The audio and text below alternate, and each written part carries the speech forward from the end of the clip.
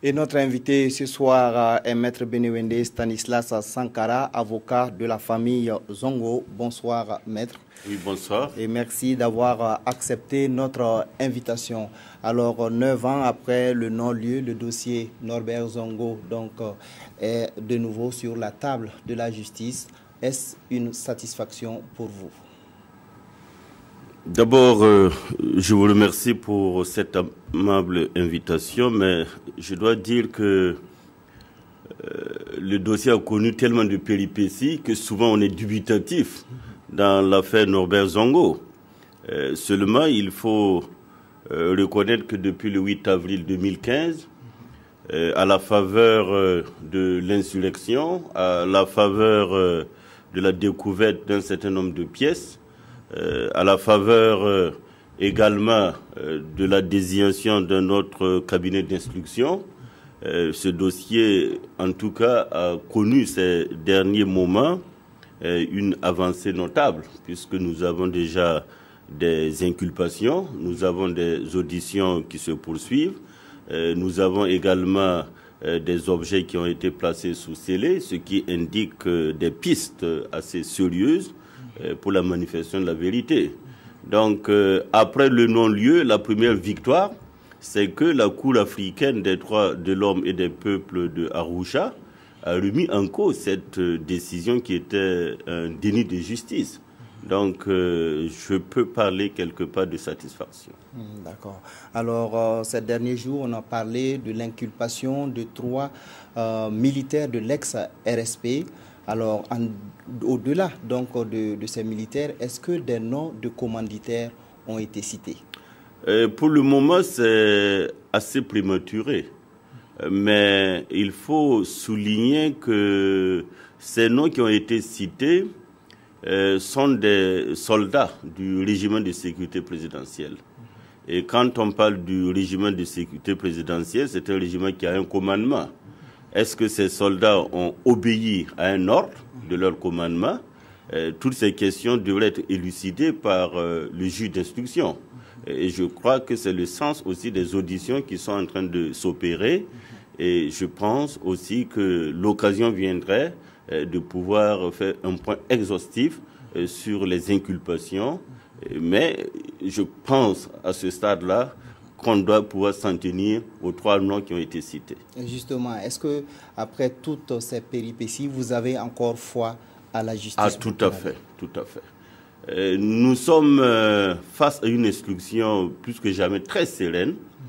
Ce d'autant plus qu'il n'était pas évident d'avoir des mandats de dépôt. Ces 3 inculpés sont sous mandat de dépôt. Et je pense que les éléments d'information qui sont à notre possession depuis le 10 décembre, où le juge d'instruction nous a reçus et nous a fait le point de ce dossier, nous pouvons dire en tout cas que l'évolution de cette affaire nous conduira indubitablement vers la manifestation de la vérité. Alors le gouvernement annonce des indemnisations pour les ayants droit de l'affaire Norbert Zongo et d'autres personnes qui sont concernées. Alors est-ce que vous avez été touché par cette décision? Oui, je dirais comme les militaires affirmatifs.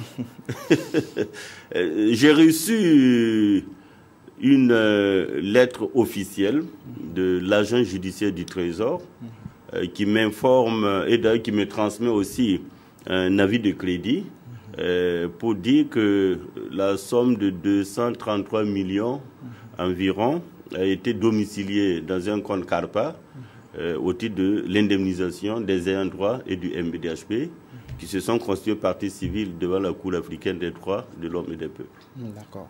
Alors, le Burkina Faso va changer de régime dans quelques jours, dans quelques semaines, avec un nouveau président élu. Alors, vous êtes serein toujours après ces élections? Vous pensez que le dossier va se poursuivre plutôt après la fin de la transition? Je crois que l'obstacle politique, si on doit parler d'obstacle politique, a été levé. L'obstacle militaire aussi a été démantelé. C'était le RSP, le régiment de sécurité présidentielle. Le régime qui avait intérêt à l'impunité, c'était le régime de Blaise Compaoré. Maintenant, si les nouvelles autorités d'une manière ou d'une autre, ont quelque chose à voir. Ce que nous prônons dans un système judiciaire comme le nôtre, pour qu'il y ait véritablement justice, c'est la séparation des pouvoirs. Éviter surtout une intrusion, une collusion de l'exécutif dans le système judiciaire. Et j'ai aussi noté la présence de M. Rochmal Christian Kaboré à cette cérémonie de baptême de l'avenue qui porte le nom de l'illustre disparu Norbert Zongo. C'est un signe fort, de mon point de vue, qui prouve que les autorités, les nouvelles autorités, voudraient aussi prendre cet engagement renouvelé de poursuivre justement la quête de justice que porte l'ensemble des Burkinabés. Souvenez-vous que nous sommes un 13 décembre et quand on sait que c'est tout le Burkina Faso qui se souvient, malgré les 17 années passées, de l'assassinat du journaliste Norbert Zongo, on ne peut pas mettre ce dossier en perte et profit. D'accord. Merci beaucoup, Maître Benewende Stanislas Sankara, d'être venu sur notre plateau ce 13 décembre pour répondre à toutes ces interrogations.